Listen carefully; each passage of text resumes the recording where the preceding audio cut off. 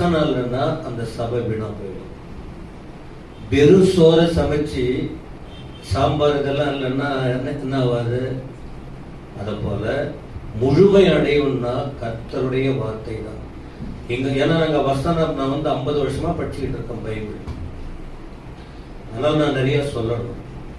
நீங்களும் 38 வருஷமா கேட்டுக்கிட்டு இருக்கீங்க. அதனால்தான் இந்த அழுத்தமான வார்த்தையை சொல்ற. விளையாட்டு இல்லை. எல்லாரும் கணக்கு கொடுக்கணும். எதுக்கு சொல்ல தெரியுமா? உங்க ஆத்மாவை நீங்கள் காத்துக்கொள்ள யாரும் பார்க்கல, தெய்வம் பார்த்து கொண்டு இருக்கிறார்.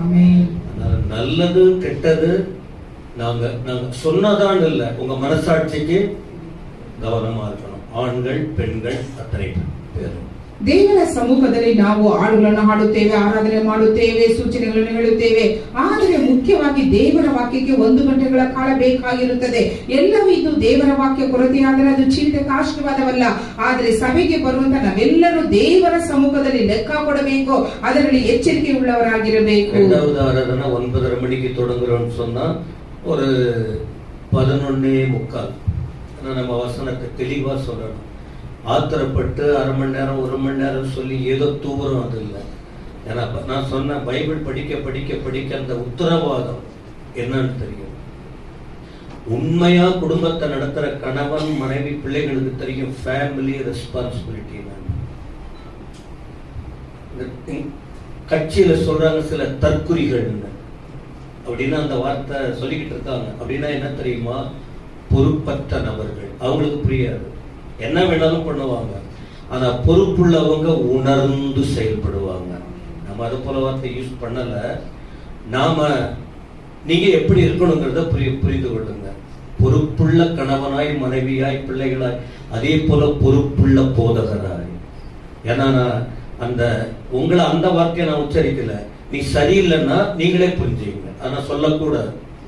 மேடை ஒழுங்குன்னு ஒண்ணு இருக்கு. நம்ம அப்படி டீசெண்டா நம்ம பேசணும். ஏன்னா நம்மெல்லாம் தேவ பிள்ளைகள். அதுக்குதான் சொன்ன உங்க குடும்பத்தை பரலோகத்துக்கு கொண்டு போகணும். மேடையிலிருந்து தெளிவா வழிகாட்டுகிறோம். உங்க குடும்பத்தை செதறாம கொண்டு போவது நீங்க தான், உங்க பொறுப்பு. இப்ப நம்ம விதைக்கிறதெல்லாம் பின்னால அறுக்க வேண்டியது வரும். நல்லதை விதைப்போம், நல்லதை அறுப்போம். உன் புருஷனை, உன் மனைவிய, உன் பிள்ளைகளை, உன் குடும்பத்தை, உங்க மாமா மச்சான் எல்லாரையும் ஒரு ஆளை இழக்காம உங்க ஜெபத்துல சாட்சியா உண்மையா இருந்து அந்த குடும்பத்தை மேல கொண்டு வரணும். இதில் கவனம் வையுங்கள். ದೇವರು ಬೋಧಕರಿಗೆ ಜವಾಬ್ದಾರಿಯನ್ನು ಕೊಟ್ಟಿದ್ದಾರೆ. ವೇದಿಕೆ ಮೇಲೆ ಇದ್ದುಕೊಂಡು ಸಭೆಯನ್ನು ಸರಿಪಡಿಸುವುದಕ್ಕೂ ಕಾರ್ಯಗಳನ್ನು ತಿಳಿಸುವುದಕ್ಕೂ ಅದೇ ರೀತಿಯಾಗಿ ಒಂದೊಂದು ಕುಟುಂಬದಲ್ಲಿಯೂ ಗಂಡ ಹೆಂಡತಿ ಮಕ್ಕಳು ಜವಾಬ್ದಾರಿ ಉಳ್ಳವರಾಗಿರಬೇಕು. ಅವರವರ ಕುಟುಂಬವನ್ನು ಪರಲೋಕ ರಾಜ್ಯಕ್ಕೆ ಸೇರಿಸುವುದಕ್ಕಾಗಿ ಜವಾಬ್ದಾರಿ ಉಳ್ಳವರಾಗಿ ಕ್ರೈಸ್ತರು ಶಿಸ್ತು உள்ளவராಗಿರಬೇಕು. இது 3 ஆராதனை 2ஆம் ஆராதனால நானும் எனக்கும் ஒரு பாரம் இருக்கு. தேவ பிள்ளைகளை எப்படி கொண்டு போகணும். ஆனா அதே நேரத்துல வாசிக்கிறவர்களையும் பாடுகிறவர்களையும் அடுத்த ஊழியர்களையும் உருவாக்கணுங்கிற எண்ணம் இருக்கு. அப்ப அந்தந்த நாள்ல அவங்கள கனப்படுத்தணும். இப்ப 2 ஆராதனைங்கிறதுனால செய்திய ஏன் நேரத்தை பகிர்ந்து கொள்றேன். 20 நிமிஷம் மட்டும் என் செய்தியை கொடுத்துட்டு அடுத்த செய்தி சத்தியத்துல தெளிவா உங்களை நடத்தணும்னு ஜான் சாமுவேல் இருக்கிறதுனால என்னுடைய நேரத்தை அவர் எடுத்துக்குவார். 2 செய்தி இருக்கட்டும். ஆனா என்ன 2 செய்தியா அந்த நான் சொல்லிக்கிட்டே இருக்கேன் உங்களுக்கு. தெய்வீகம்னா என்ன தெரியுமா? அது என்ன? இது உட்படாத மனநிலை. தெய்வீகம் இல்லாதவங்க. தெய்வீகம்னா என்ன தெரியுமா? கர்த்தாவே எங்களோடு நீங்க பேசுகிறதற்காக சொல்லுங்க அங்கீகரித்த. இதான் தெய்வீகம். தெய்வீகம் இல்லாதவங்க மாம்சத்துக்கு நீ செய்தி வரும். தெய்வீகம் இல்லாதவங்க மாம்சத்துக்கு உட்பட்டவங்க, சத்தியத்திற்கு விலகி போறவங்க. எதுக்குமே நீ கொடுக்கணும், கிரயம் கொடுக்கணும் ஆண்டவருக்கு. நானா இருந்தாலும் அதுதான், நீங்களா இருந்தாலும் இதை நீங்க புரிஞ்சுக்கணும். நீ இதை முடிஞ்சு போகும்போது ஆக்சிடென்ட் ஆனா நம்ம ஆத்மாவே கெட்ட மனதோடு போய் நான் செத்து போனா என் ஆத்மா எங்க போவாது? சத்தமா சொல்லுங்க. அதே போல கர்த்தர் வரும்போது என்னுடைய மனநிலை சரியில்லைன்னா கூட நம்ம எங்க போக முடியாது. அதனால்தான் இந்த வார்த்தையை உச்சரித்துக்கிட்டு இருக்கிறார்.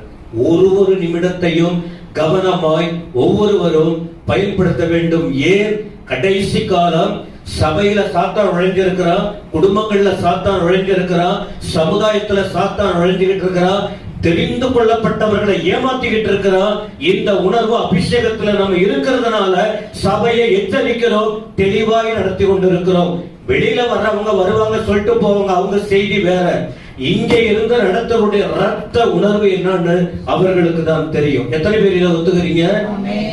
ನಮ್ಮ ಬೋಧಕರು 20 ನಿಮಿಷಗಳ ಕಾಲ ದೇವರ ಸಂದೇಶವನ್ನು ಕೊಟ್ಟು ಇನ್ನು ಇರುವಂತಹ ಸಮಯವನ್ನು ಪಾಸ್ಟರ್ ಜಾನ್ ಸಾಮೇರಯ್ಯನವರು ತೆಗೆದುಕೊಳ್ಳಲಿದ್ದಾರೆ.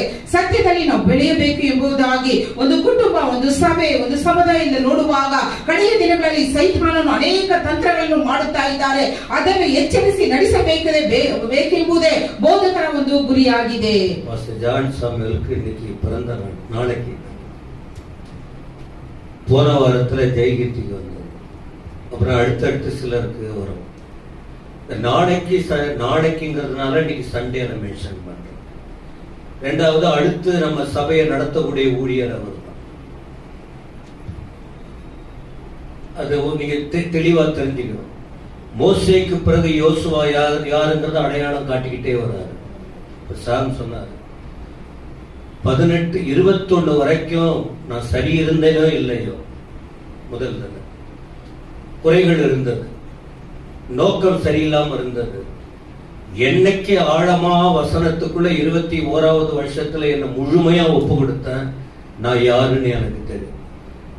அப்போ வசனத்தை சொல்லும் போது கர்த்தர் நடத்துவதை நீங்க புரிஞ்சுக்கிறீங்க. அப்போ அடுத்த கட்ட தலைவர் யாருன்னு ஏற்கனவே மோசே ஜனங்களுக்கு தெரிவிக்கணும், நீங்க நன்கு அறிவீங்க. அப்ப அதனாலதான் நம்ம நடத்திக்கிட்டு இருக்கோம். அப்ப அடுத்த கட்ட தலைவர்கள் நம்ம ஒண்ணும் இல்ல, கர்த்தருடைய ஊழியர்கள். லாஸ்ட்ல ஒரு ஜெபம் இருக்கும், நீங்க ஜெபம் பண்ணுங்க. சரி, தொடர்ந்து கர்த்தருடைய வார்த்தைக்கு நேராய் கடந்து போவோம். ನಾಳೆ ದಿನದಲ್ಲಿ ನಾವು ಪಾಸ್ಟರ್ ಅವರದ್ದು ಹುಟ್ಟಿದ ದಿನವಾಗಿರುವುದರಿಂದ ಈ ದಿನ ಸಬ್ಬತ್ ದಿನ. ಅದರಲ್ಲಿ ಬೋಧಕರು ಹೇಳುತ್ತಿದ್ದಾರೆ, ದೇವ ಸೇವಕರನ್ನು ನಾವು ಗಣಪಡಿಸಬೇಕು. ಆದ್ದರಿಂದ ನಾವು ಅವರಿಗಾಗಿ ಪ್ರಾರ್ಥನೆ. ಈಗ ಬೋಧಕರಾದ ನಂತರ ಸಭೆಯನ್ನು ನಡೆಸುವಂತ ಜವಾಬ್ದಾರಿಗೆ ಅವರಿಗೆ ಇದೆ. ಆದ್ದರಿಂದ ಕಡೆಯ ಒಂದು ಸಮಯದಲ್ಲಿ ಅವರಿಗಾಗಿ ನಾವು ಪ್ರಾರ್ಥನೆ ಮಾಡೋಣ. இந்த மாதத்துல என்ன வசனம் சொல்லியிருக்கோம் தெரியுமா? முன்னேறு, முயற்சி. ஒரு நல்ல நோக்கம், நமக்கு நோக்கம் நல்லா இருக்கணும், அப்பதான் மேல வர முடியும். விளையும் பயிரும் முளையும் போதே சொல்லுவாங்க, நோக்கம் நல்லா இருந்தாதான் நாம மேல வர முடியும். என்னுடைய உள் நோக்கம் நல்லா இல்லாவிட்டால் நான் முன்னேற முயற்சிப்பேன், ஆனால் என்னால் மேல போக எத்தனை பேருக்கு விளங்குது? ஆமா. ಈ ತಿಂಗಳು ದೇವರು ನಮಗೆ ಕೊಟ್ಟಿರುವ ವಾಕ್ಯ, ಮುಂದೆ ಸಾಗಬೇಕಾದರೆ ಪ್ರಯತ್ನ ಪಡಬೇಕು ಎಂಬುದಾಗಿ. ಮೊಳಕೆ ಒಡೆಯುವಾಗಲೇ ಅದು ಬೆಳೆಯುವಂತ ರೀತಿಯನ್ನು ನಾವು ನೋಡುತ್ತೇವೆ. போன வாரம் காலையிலும் மாலையிலும் ಬೇರೆ ಬೇರೆ செய்தி ಆಲಯದಲ್ಲಿ ಕೊಡುತ್ತಾರೆ. ಕಳೆದ ದಿನಗಳಲ್ಲಿ ಬೆಳಿಗ್ಗೆ ಮತ್ತು ಸಾಯಂಕಾಲ ನಮ್ಮ ಬೋಧಕರು ಬೇರೆ ಬೇರೆ ಸಂದೇಶಗಳನ್ನು ನೀಡಿದ್ದಾರೆ. 1 தீமோத்தேயு 4ஆம் அதிகாரம் 7-8 வசனத்தை வைத்து உங்களுக்கு சொல்லிக் கொடுக்கப்படுகிறது.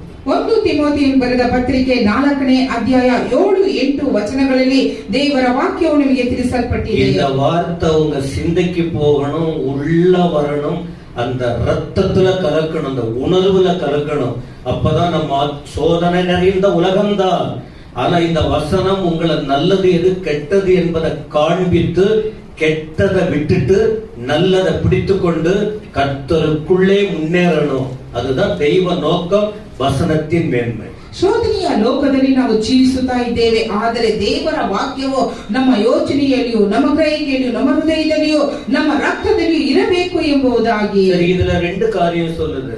ஒன்னு மாம்ச வாழ்க்கை, இன்னொன்னு ஆவிக்குரிய வாழ்க்கை. ரெண்டே தான் மனுஷன். நான் ஏற்கனவே சொன்ன, கவனிங்கம்மா எல்லாரும், சரிங்க? இது நீங்க அதான் நம்ம சொல்றோம். இப்ப ஏன் நான் சொல்லிட்டு இருக்கிறத நீங்க இங்க வந்து கூட கெட்டு போக முடியும். நான் அடிக்கடி சொல்றேன் பாருங்க, நீங்க மாம்சத்துக்குரியவர்களா ஏற்றுக்கொள்ள மனம் இல்லாத இருந்தால் எவ்வளவு கேட்கிறீங்களோ, இது உங்க ரெக்கார்ட்ல வந்துகிட்டே இருக்கு. என் பிள்ளைங்க பேசுனாங்க, நீ சிரிச்சுக்கிட்டு இருந்தல்ல, நீங்க சிரிச்சுன சந்தோஷம். இந்த சொல்ற வார்த்தைகளை செய்தியை நினைத்து கேலியா சிரிச்சீங்கன்னா அது உங்க ரெக்கார்ட்ல வரும். அந்த பிள்ளைகள் கிட்ட விளையாடுறதுல உங்களுக்கு இதுக்காக சொல்றேன், ஒவ்வொன்றுக்கும். அப்ப நம்ம வாழ்க்கையே 2 தான். ஒண்ணு மாம்ச வாழ்க்கை, இன்னொன்னு ஆவிக்குரிய வாழ்க்கை. இதை வேற சான்ஸே கிடையாது. 2 தான். மாம்சம் தவறி தவறி தவறி தவறி விழும். ஆனா விழுந்து போகாம ஆவியிலே வளர்ந்து மேல வர வேண்டும். இந்த மெத்தடு தான் பைபிள்ல இருக்கு, நமக்கும் கொடுத்திருக்கிறார். நம்ம வாழ்க்கையின் தன்மையும் அதுதான். ಎರಡು ಜೀವಿತ ನಮಗಿದೆ, ಒಂದು ಶಾರೀರಿಕ ರೀತಿಯಲ್ಲಿ, ಎರಡನೇದು ದೈವಿಕವಾದದ್ದು. ಹಾಗಾದ್ರೆ ಶಾರೀರಿಕ ರೀತಿಯಲ್ಲಿ ಬರುವಾಗ ಶೋಧನೆಗಳು ಬರುತ್ತವೆ, ಬಿದ್ದು ಬಿದ್ದು ಹೋಗುತ್ತೇವೆ. ಆದರೆ ಎದ್ದು ನಿಂತುಕೊಳ್ಳುವುದೇ ಆತ್ಮಿಕ ಜೀವಿತವಾಗಿದೆ. இந்த மேல இருக்கிற சரீரம் மாம்சம். இந்த மாம்சம் கரி கரி கரி கரி தப்ப சொல்லல. இதுக்கு நான் அதிகம் ஊட்டம் கொடுத்தேன்னா எனக்குள்ள இருக்கிற ஆவியும் ஆத்மாவும் வீக் ஆயிடும்.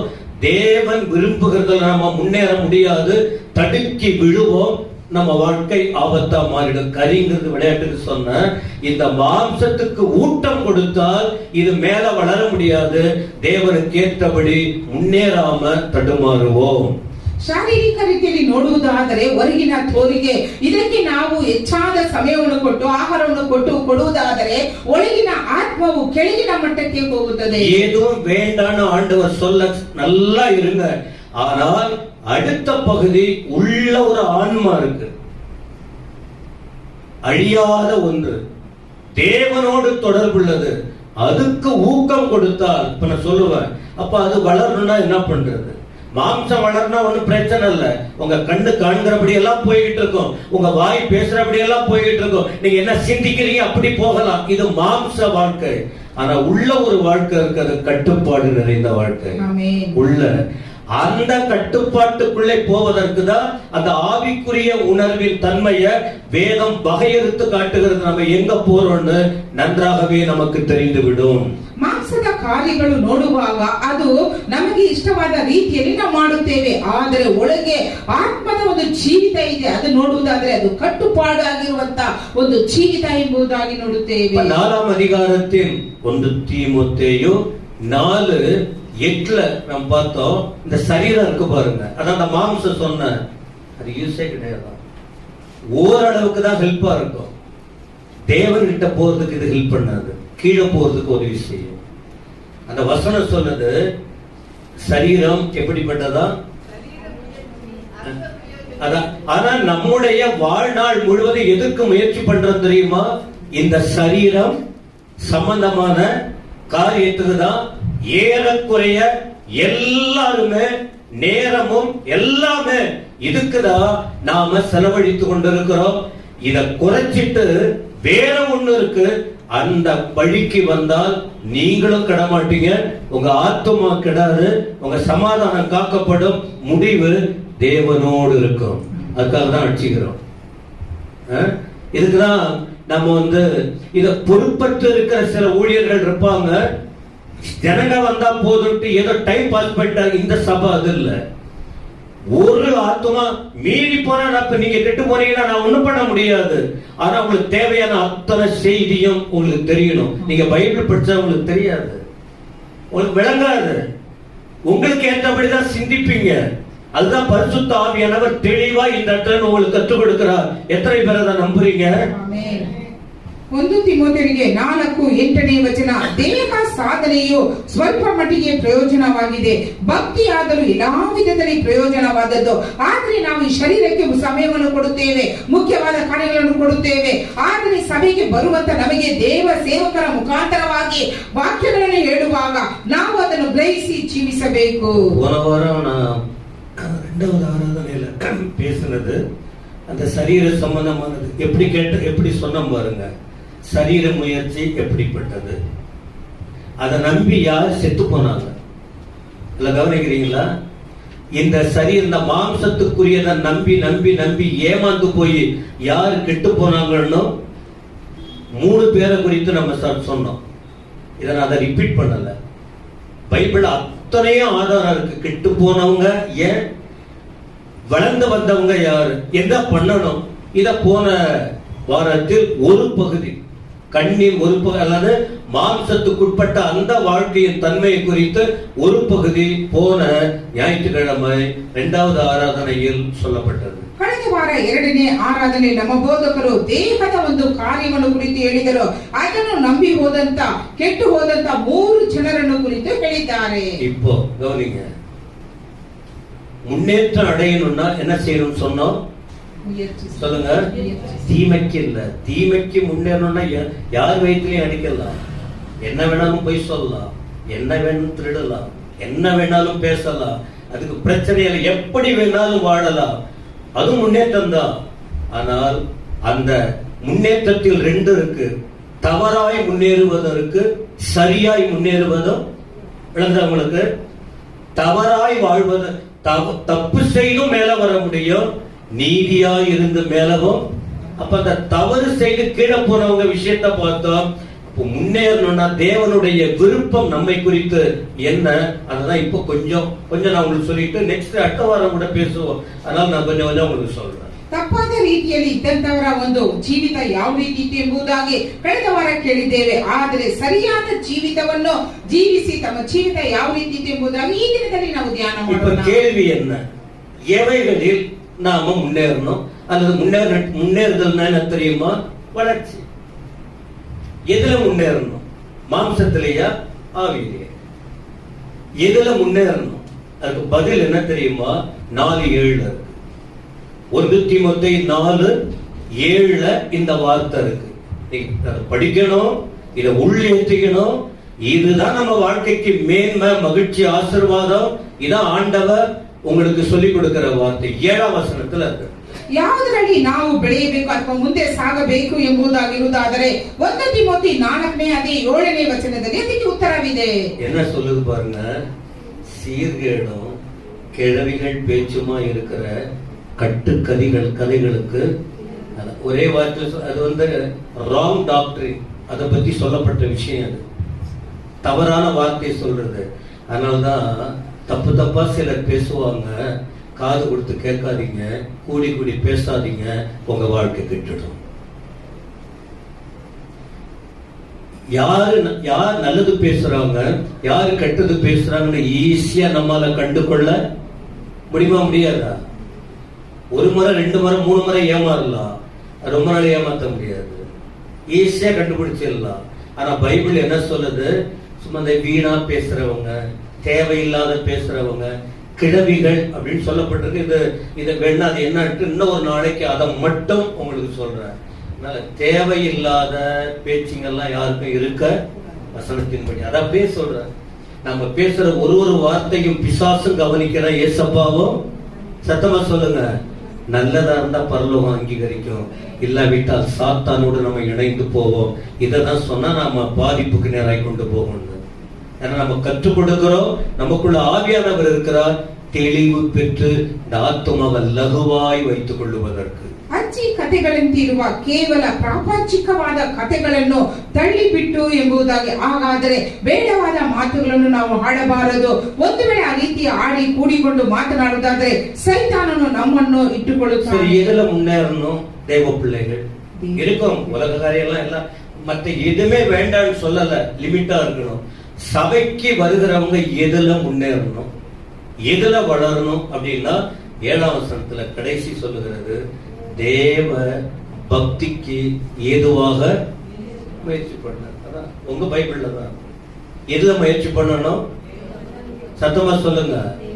மற்றதெல்லாம் இருக்கட்டும் ஒரு புறம். இன்னைக்கு ஆண்டவர் பேசுறது எதுல முயற்சி பண்ணணும்? தேவ பக்தி இருக்கா நம்ம கிட்ட? இத கவனம் வச்சு வாழுறோமா? 5 வருஷம் 10 வருஷம் பிறந்ததுல இருந்தே சபையில 30 வருஷம் 40 வருஷம் நான் கிறிஸ்தவன், என் குடும்பம் கிறிஸ்தவன், நான் சர்ச்சில் தான் வளர்ந்துகிட்டு இருக்கேன்னு சொல்லுகிற தேவ பிள்ளைகளை இந்த தெளிவு நமக்கு இருக்கா? நான் எதுல வளர்றதுக்கு நான் முக்கியத்துவம் கொடுக்கிறேன். வளரலாம், எல்லாரும் வளரலாம், மெலிசா எல்லாத்திலையும் வளரலாம். ஆனா என்னுடைய வளர்ச்சி எதை நோக்கி போகிறது என்பதுதான் முக்கியம். ஹலோ, புரியலையா? எல்லாரும் வளரலாம், எல்லாத்திலையும் வளரலாம். ஆனா சபைக்கு வருகிற தேவ பிள்ளைகள் எதுல வளர்றோம் அதுதான் முக்கியம். எதுல வளரணும்? தேவ சொல்லுங்க சத்தமா. அத சொல்லுவார், நிறைய வார்த்தைகளை சொல்ல முடியும். ஆனா என் ஜனங்கள் புரிஞ்சுக்கிட்டு வளரணும்னு ஆசைப்படுறோம்.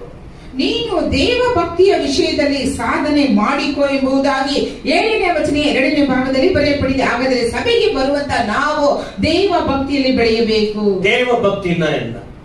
நீங்க கேள்வி கேட்பீங்க, விடை காண்றீங்களா தெரியாது. அப்படின்னா தேவ பக்தினா என்ன? தேவ பக்தின்னா என்ன? வெறும் மத சடங்குகளை ஓடுது. மத சடங்குனா புரியுதா உங்களுக்கு? எல்லாரும் செய்வதை போல ஒண்ணு கூட விடாம அவங்க கூடவே ஓடி ஓடி ஓடி ஓடி பண்ணிக்கிட்டு அது நாம நல்லதான் பண்றோம். அந்த சடங்குகள் தேவ பக்தி இல்ல. இப்ப திருவிழாலாம் வந்து போயிருப்பாங்களே சில, கர்த்தர் அவங்களை ஆசீர்வதிக்கட்டும், அந்த குடும்பங்களை ஆசீர்வதிக்கட்டும். தேவ வசனத்தை மதிக்காத கிறிஸ்தவர்களை கர்த்தர் ஆசீர்வதிக்கட்டும். இததான் நான் சொல்ல முடியும். வேற நான் என்ன சொல்ல முடியும்?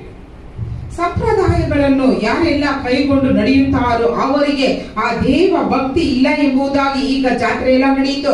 ಎಷ್ಟು ಜನರು ಅದರಲ್ಲಿ ಹೋಗಿ ಪಾಲ್ಗೊಂಡರು ಅಂತವರನ್ನು ದೇವರು ಆಶೀರ್ವಾದ ಮಾಡಿ. தேவ பக்தினா என்ன தெரியுமா?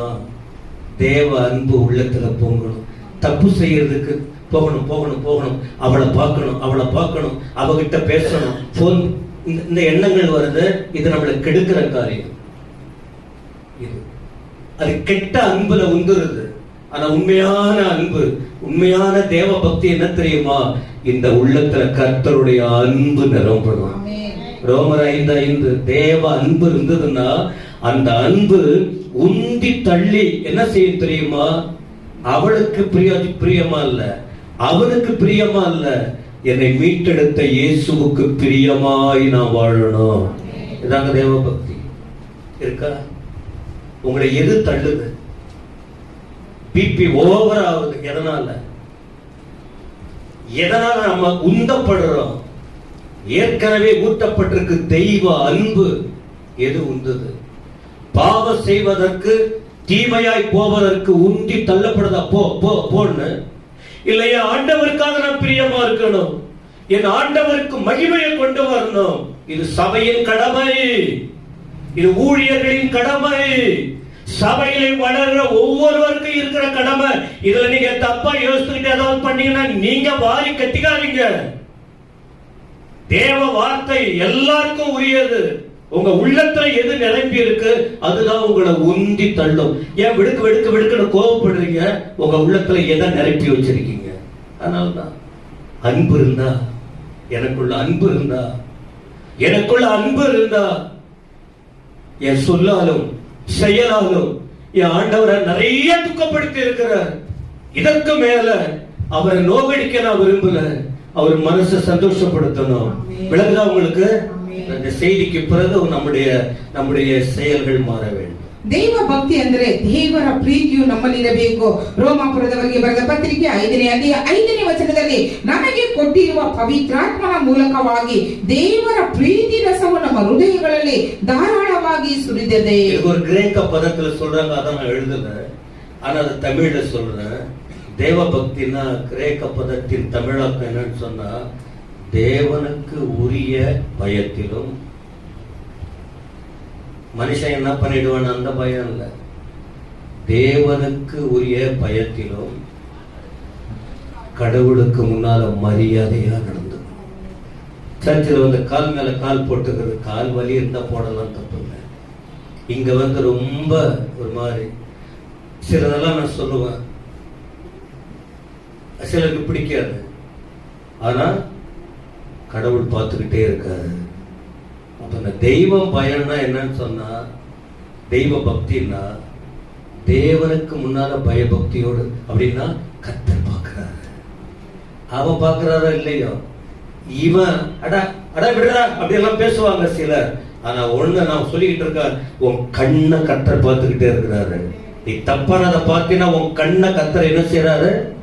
நீ தப்பானதை பேசினா உன் வாய கர்த்தர் பார்த்துக்கிட்ட, நீ தவறானதை சிந்தித்தினா உன் சிந்தைய கர்த்தர் பார்த்துக்கிட்ட.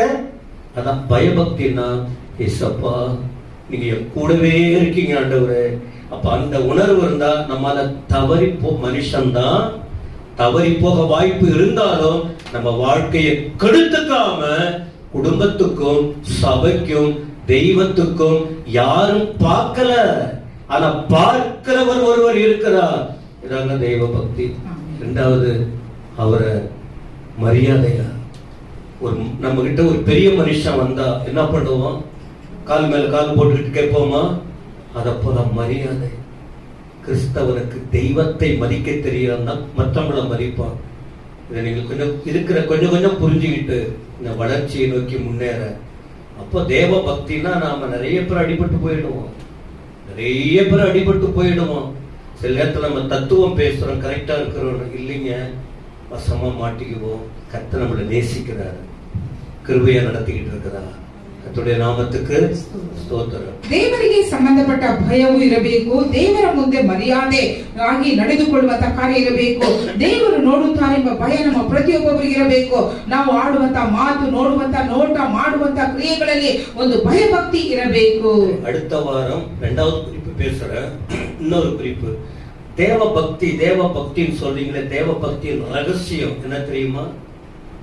தேவ பக்தி கடவுளுக்கு பயம் என்ன தெரியுமா?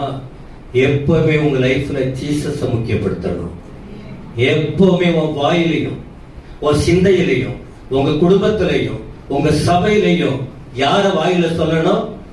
சொல்றோமா? 1 தீமோத்தேயு 3:16 1 தீமோத்தேயு 3:16 நீங்க படிக்கணும். நீங்க இத படிச்சாதான் ஐயா சொல்றது கரெக்ட். நம்ம இவ்வளவு அந்த அந்த அந்த அவங்க சொன்னதுதான் நல்லதுன்னு நினைச்சுக்கிட்டு இருந்தோம். இவங்க சொன்னது எல்லாரையும் கேட்டுக்கிட்டு கெட்டு போகாதீங்க. என் வேதம் சொல்லுவதை கேட்டு வளருங்க ஐயா.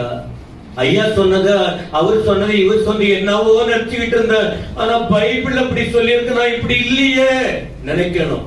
தேவ பக்திக்குரிய ரகசியம் என்ன தெரியுமா? வரிசையா சொல்லி இருக்கோம், இயேசு மட்டும்தான். சத்தமா சொல்லுங்க. அப்ப நம்ம வாழ்க்கை முழுவதும் யாரதான் நம்ம முக்கியப்படுத்தணும்? இயேசு கிறிஸ்து. அவர் நமக்குள்ள இருந்தா மற்றதெல்லாம் கொஞ்சம் கொஞ்சமா குறையாதா?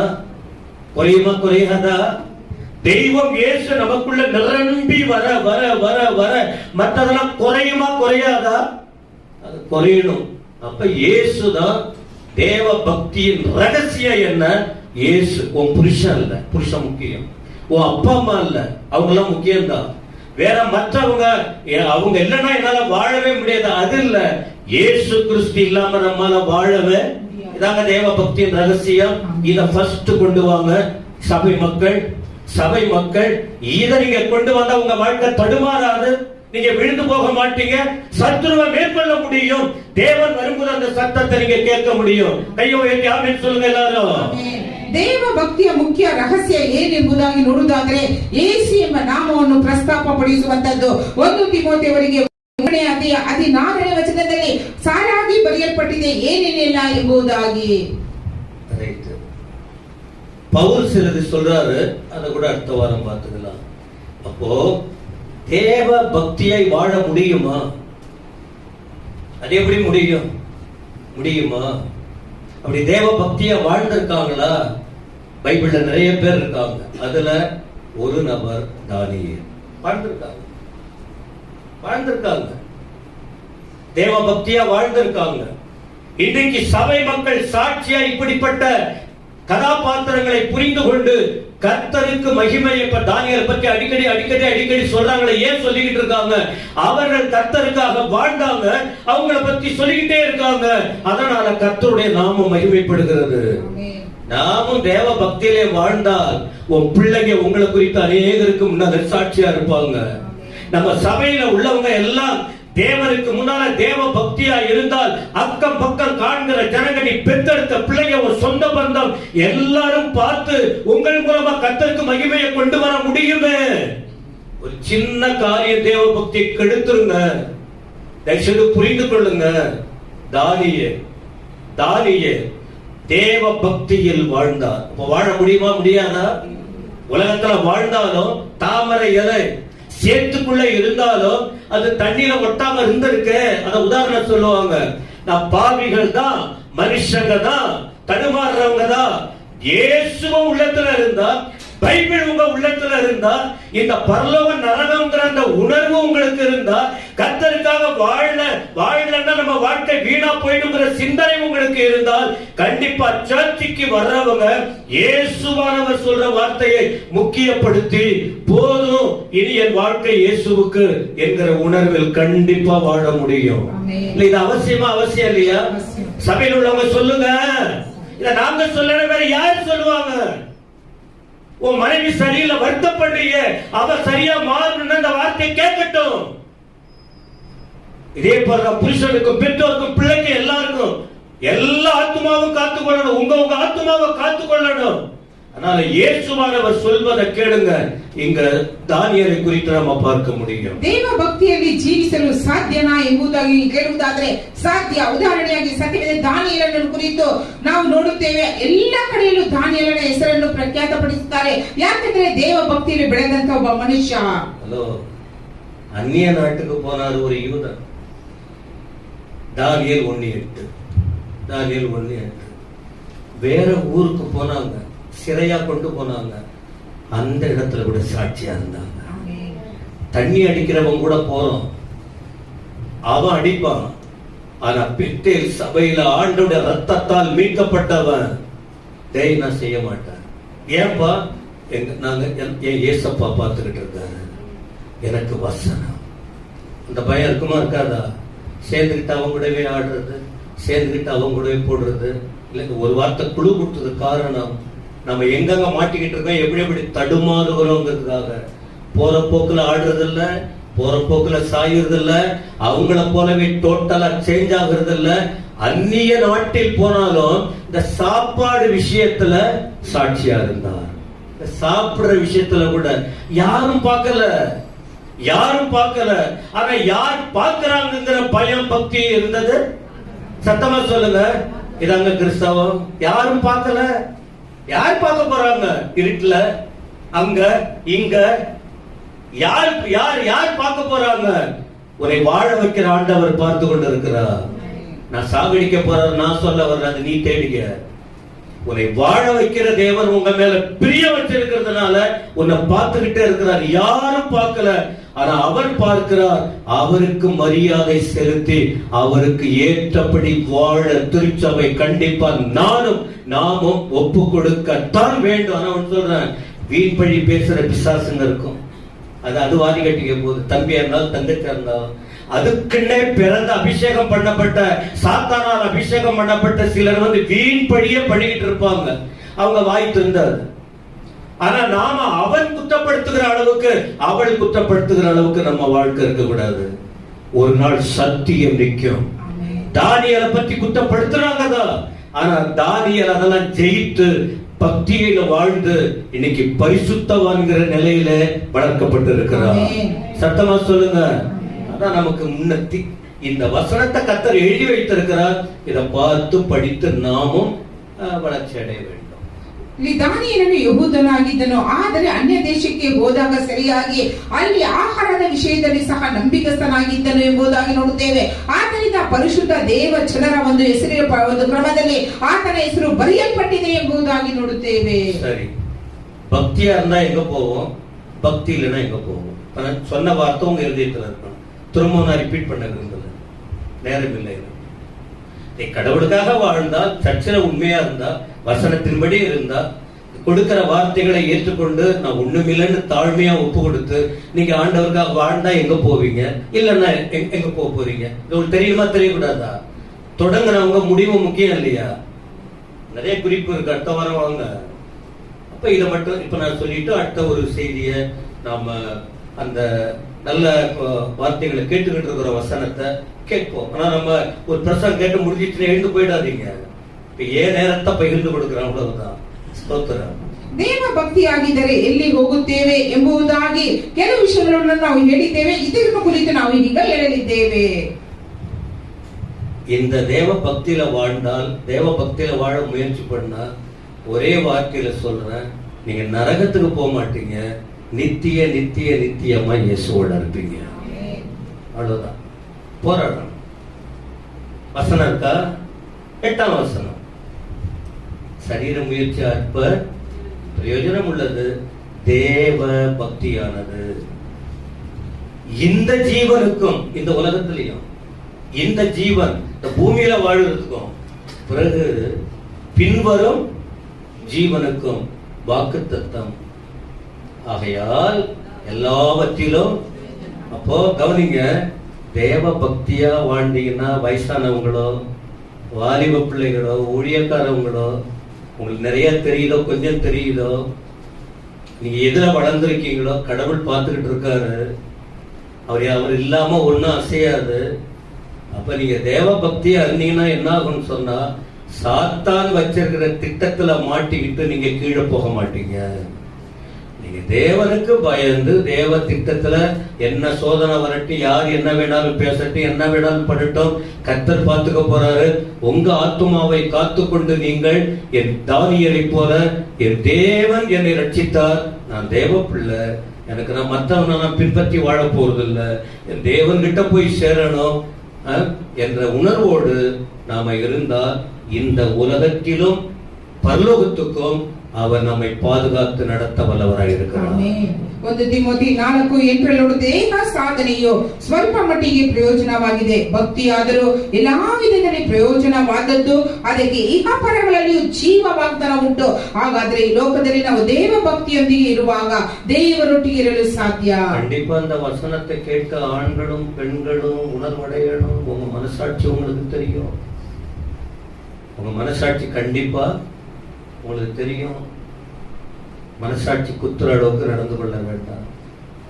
சரி, அப்ப இதுவரைக்கும் நிறைய தடுமாறிட்டோமே. நாங்க மனுஷத்துக்கு இடம் கொடுத்தாச்சு, இந்த அற்ப சரீரத்துக்கு இடம் கொடுத்தாச்சு. அப்ப எங்களுக்கு நித்திய ஜீவன் ஆசீர்வாதம் சொன்னீங்களே இல்லையா? என்னைக்கு இத போல செய்தியை நீங்க கேட்டு உணர்ந்து ஒப்பு கொடுத்து பழைய வழியை மாத்துகிறீங்களோ நீங்க நித்திய ஜீவனுக்கு குறிக்கப்பட்டவர்கள். ஆனா இத கேட்டும் கண்டுக்காம உங்க பாதைய அப்படிதான் இருப்பாங்க, என்னால மாத்த முடியாதுங்க, நீங்க போனீங்கன்னா அப்போ உங்க ஜீவனை நீங்க கெடுத்துக்கிறீங்க. உங்களை கீழே தள்ளுறவன் ஸ்பீடா வருகிறான், ஆனா உங்களை மேல கொண்டு வருகிறவர் தாமதித்து கொண்டிருக்கிறார். நீங்க தீர்மானித்து கர்த்தர் காட்டுகிற வழியில நடந்தீங்கன்னா இம்மையிலும் கர்த்தர் உங்களுக்கு துணையாய் இருப்பார். நாள் வந்தபோது உங்களை பரலோகத்துல கொண்டு போய் உங்களை அலங்கரித்து மகிழ வைக்க அவர் போதுமானவராய் இருக்கிறார். எது வேணும்? எது வேணும்? தீர்மானம் உங்களுடையது.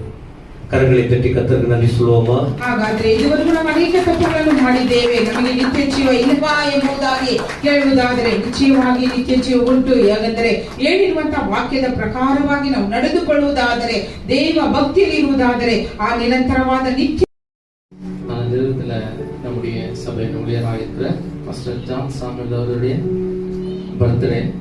அதனால சபையில் இருக்கிற ஊழியர் நாங்கள் சேர்ந்து ஒரு சின்ன கனப்படுத்த முடியாமல் விரும்புகிறோம். அதுக்கு முன்பாக அவர் பற்றி ஒரு 2 வார்த்தை நான் பேச முடியாது விரும்புகிறேன். ஏனென்றால் 38 இப்போ ஐயாங்க வந்தீங்க 38 வருஷமா இருக்குது. அப்போ எனக்கு வயசு 2. அவர் எங்க வரும்போது அந்த ஏஜ் பார்த்தோம்னா 2 தான். இப்போ 40 முடிஞ்சு 40 முடிய போது. இதுவரைக்கும் தேவன் அவரை கிருபையாய் தேவனாய் பாதுகாத்து வந்திருக்கிறார். அநேக இடத்துல ஆண்டவர் பயன்படுத்தினுக்கிறார். நம்முடைய சபையிலே பார்க்கிறோம், ஆராதனைகளில் வார்த்தைகளில் ஆண்டவர் எப்படியாய் ஊழியரை பயன்படுத்துகிறார் என்று நாம் பார்த்து கொண்டிருக்கிறோம். என்னை பொறுத்த வரைக்கும் நான் அநேக பிறந்த நாள்கள் நான் கொண்டாடி இருக்கிறேன் என் வயசுல. பட் இந்த ஆண்டு தான் நான் கொஞ்சம் டிப்ரெஸ்ஸா நான் கொண்டாடல. ஏன் இதை சொல்றேன்னாக்கா, நான் சின்னதாக இருக்கும் போது நான் ஸ்கூல் படிக்கும் போது அந்த வேலையில என் பர்த்டேய நான் கொண்டாடல, அவரோடு சேர்ந்து அங்க வீட்டில் தான் நான் கொண்டாடிக்கிறேன். ஏன்னா வீட்டில் இல்லாத, நம்ம வீட்டில் செய்யாத ஐயா வீட்டில் தான் நான் போயிட்டு என் பர்த்டே கொண்டாடுகிறேன். அது காரணம் பாஸ்டர் ஜான் சாமுவேல் தான். ஏன்னா அப்பத்துலேருந்தே கூடவே எங்க ப்ரேயர் போனாலும் என்னை கூட்டிட்டு போகிறது, அவரோட இருந்து என்னுடைய ஆவிக்குரிய வாழ்க்கையில வளர அவரும் ஒரு காரணமா இருக்கிறார். இதனால அவரு கனப்படுத்துறன்றது அது மிகுந்த சந்தோஷமான விஷயமா எனக்கு இருக்கிறது. நான் அவரு இங்க முன்னால நான் அழைக்கிறேன். கொஞ்சம் நாங்கள் நினைவு கூறுகிறோம். என்னன்னாக்கா, இந்த வயசுல கேஜிஎஃப்ல பெரிய சபையில ப்ரேயர் பண்ணுவோம். அப்போ நைட் ப்ரேயர் நாங்கள் வைக்குவாங்க, வாலிப பசங்க எல்லாம் சேர்ந்து. எங்களுக்கு பயம், போலீஸ் பிடிப்பாங்க, லைசன்ஸ் இல்லை, ஒன்றும் இல்லை. ஆனாலும் இரவுல இந்த சைடு பயத்துல தான் நாங்கள் போய் ப்ரேயர் எல்லாம் பண்ணி வந்திருக்கிறோம். அதெல்லாம் நினைச்சு பார்க்கிறோம். ஆண்டவர் அப்பொழுது எங்களை நடத்தி இந்த நாள்ல இப்படியாய் ஒரு கிராமத்துல ஊழியர் செய்யறேன்னா, ஆண்டவருக்குள்ள நான் இப்படி இருக்கிறேன்னா, அதுக்கு முழுக்க காரணம் ஐயா இருந்தாலும் என்னுடைய தகப்பனார் இருந்தாலும் என்னை கொஞ்சம் பூஸ்ட் பண்ணி விட்டு இதனால ஒரு ஊழியனா வைக்க காரணமா இருந்தது பாஸ்டர் ஜான் சாமுவேல். அவர் நான் கண்டப்படுத்துறதுல மிகுந்த நாங்கள் மகிழ்ச்சி அடைகிறோம். இந்த நாள்ல விசேஷமாக ஊழியரெல்லாம் சேர்ந்து நாளைக்கு தான் அவருடைய பர்த்டே. பட் நாளைக்கு நம்ம யாரும் வரமாட்டோம், அவரும் இங்க இருக்க மாட்டாரு. அதனால இன்னைக்கு அவருடைய பர்த்டே செலிப்ரேட் பண்ணலாம்னு இருக்கிறோம். இப்போ விசேஷமா நம்ம இருக்கிற சீனிவாஸ் பிரதர் அவர்கள் அவரை கண்டப்படுத்துவார். ராஜ் வருவார், அவரை கண்டப்படுத்துவார்கள்.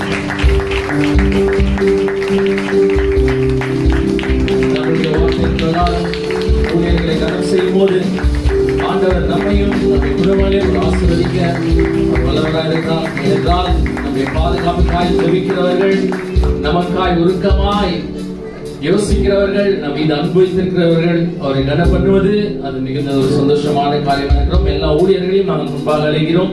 தயவு செய்து முன்பாக வரும்படியாக கேட்டுக்கொள்கிறோம். சபையில் ஊழியர் செய்கிற ஒவ்வொரு பிள்ளைகள், சகோதரர் நவீன், எல்லா சகோதரர்கள் நான் முன்னாடி வரும்படியாக நாங்கள் அழைக்கிறோம்.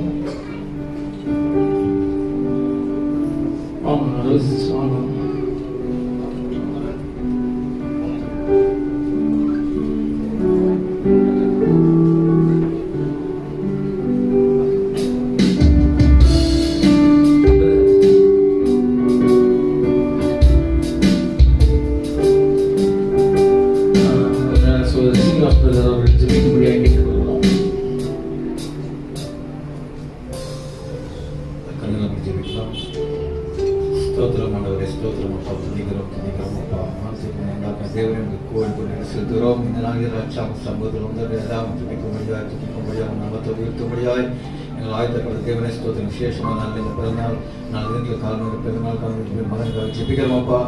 அப்பா இம்மட்டமாய் ஒதுகிறாதா, இம்மட்டமாய் தினேசார இருந்து கூட இருந்து நடந்த தேவனும் நன்றி செலுத்துகிறோம்.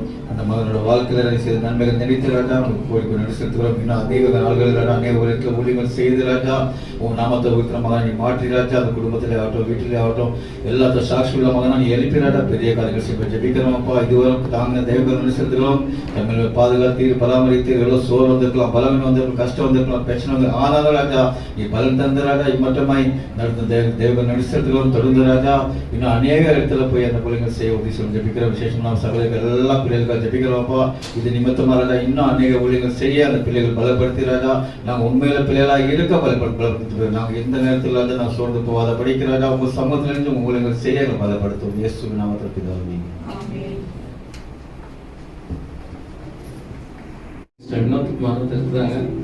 அது என்ன சொன்னாருனாக்கா, அந்த 5வது இந்த யூடியூப் சேனல்ல ஒரு ஷார்ட் மெசேஜ் ஒன்று வருது. அது வந்து அந்த 100வது நாளாக முடிய போகுது. அதனால அவரையும் வாழ்த்த வேண்டும் என்று விரும்புகிறோம். ஐயாவையும் நாங்கள் முன்னாடி எழுதுகிறோம். யூடியூப் சேனல் அனைவரும் இந்த வார்த்தை போஜனமாக இருக்கிறது. அனைத்து உள்ளங்கள் காத்திருக்கிறார்கள். அது 100வது நாளை முடித்திருக்கிறது. தேவன் அந்த கிருபையை கொடுத்ததுக்காக தேவனுக்கு நன்றி செலுத்துகிறோம். அதை யோசித்த ஐயாவுக்கும் நாங்கள் நன்றி செலுத்துகிறோம். எனக்கு